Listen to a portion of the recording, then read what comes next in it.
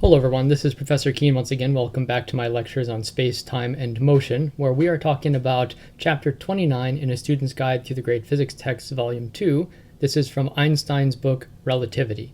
In my last lecture, we talked a bit about how different observers can make different observations about nature and not be contradicting one another. We considered the special case of a person dropping a ball while riding on a train and describing the trajectory of the falling object as a straight down trajectory, whereas someone who's standing outside of the train watching the ball fall through a window, let's say, would describe the trajectory as being a parabolic motion.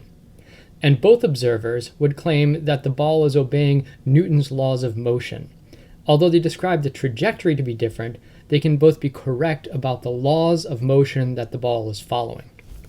So that led us up to what is sometimes called the Principle of Relativity, which is really the foundation of Einstein's theory of relativity. So what I'm going to do is I'm going to describe the Principle of Relativity in a somewhat technical way, and then state it in a little bit more colloquial way, and then kind of draw out some of the implications of that.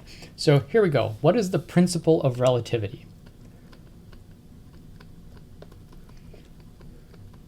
The Principle of Relativity states that Newton's laws of motion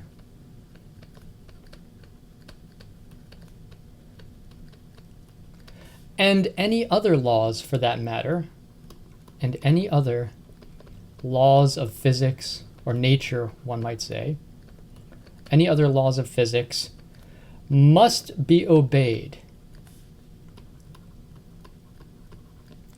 when studied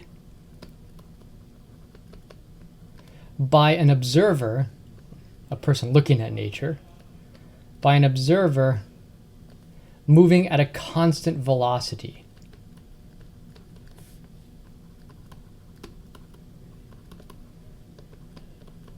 Okay, so Newton's laws of motion and any other law of physics must be obeyed when studied by an observer moving at a constant velocity. So thinking back to the example of the last lecture, the person who's in the train would say Newton's laws of motion are obeyed by the falling ball, or by any other experiment for that matter that person were to carry out.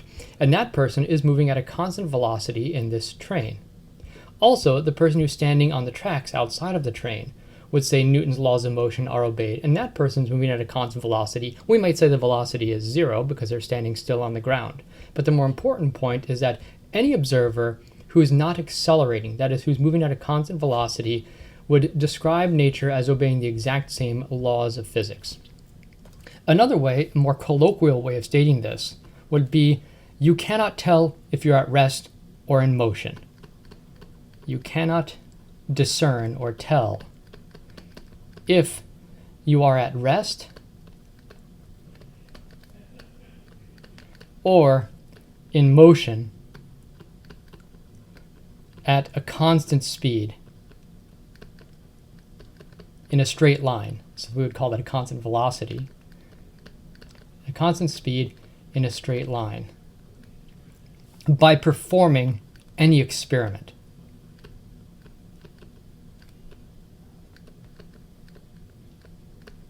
Okay, so what do I mean by this?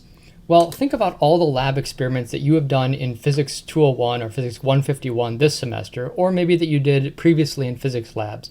You went into the lab in the afternoon and you carried out some experiments and you measured, Torricelli's law or Pascal's principle or conservation of momentum, and you looked at all these laws of nature.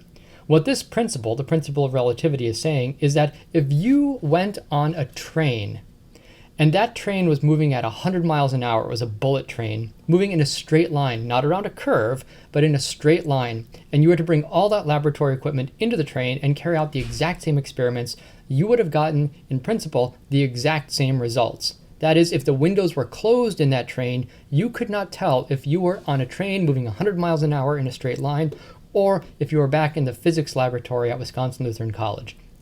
That is what the principle of relativity is stating. If you are one of these observers that is moving in a straight line at a constant speed, then you are said to be an inertial observer. Okay, so what is an inertial observer? Any observer or group of observers who is not accelerating, who is not himself accelerating is said to be, or is called, an inertial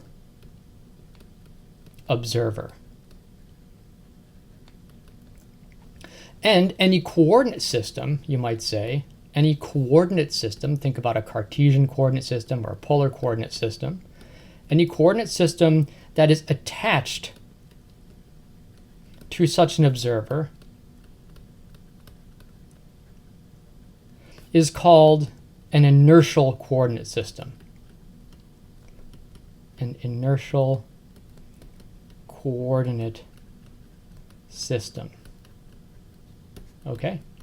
And Einstein, in his book Relativity, refers this to this as a Galilean system of coordinates. So he uses a little bit different terminology than we do nowadays, but he would call it a Galilean system of coordinates. Okay, so that's Einstein's terminology. Okay, so again, a person who's traveling at a constant velocity on a spaceship in a straight line would be an inertial observer. But a person who is riding in a car going around a curve on a racetrack would not be an inertial observer, because that person is undergoing an acceleration, a centripetal acceleration in that case.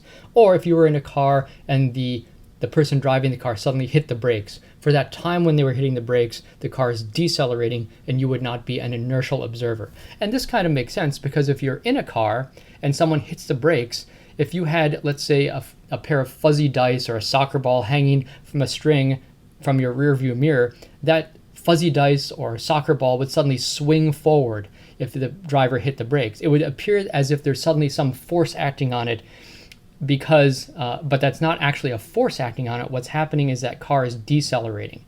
So there seems to be these violations of the laws of physics that arise when you're in non-inertial coordinate systems. We'll come back to that a little bit more later. One other thing that might be bothering you perhaps a bit, I referred to if you did experiments in the laboratory here at Wisconsin Lutheran College, that you would be in an inertial reference frame. If you think carefully about that, that's not strictly correct. Why is that? Because we are on the Earth and the Earth is itself spinning around. So we are undergoing a slight centripetal acceleration. But to a good approximation, and this might bother you, but to a good approximation, we can be considered an inertial coordinate system. But if you were to do very careful experiments, you would determine that you're a non-inertial coordinate system. So in the next series of lectures, we're going to be considering the idealization for observers who are in inertial coordinate systems. That is, they can consider themselves to be moving in a straight line at a constant velocity. Einstein referred to people riding on trains. Oftentimes we'll refer to people riding in spaceships very far away from any planet, so they can be considered to be inertial coordinate systems. Okay, why don't I stop there for a moment, and next time I'll talk about a paradox that arises when considering the observations of two people in different inertial coordinate systems.